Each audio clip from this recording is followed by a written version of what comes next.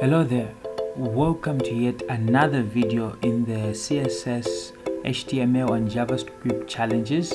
This is the second challenge, and in today's episode we are going to create this simple page with a bit of JavaScript where on click you are going to move the footer up. So let's get into this video.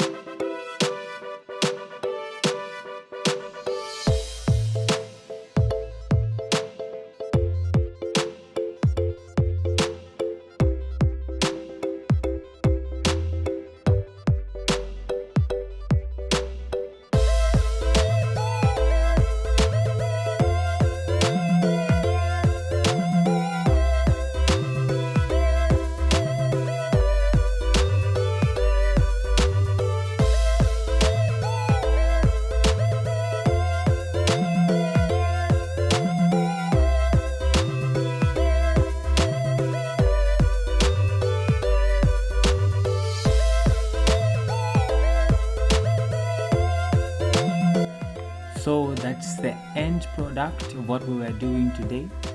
Thank you for watching this video, and for more videos like this, remember to subscribe to this channel, click the bell for notifications, like, give it a thumbs up, and share if you want more to learn what you're learning. So watch out for the next video.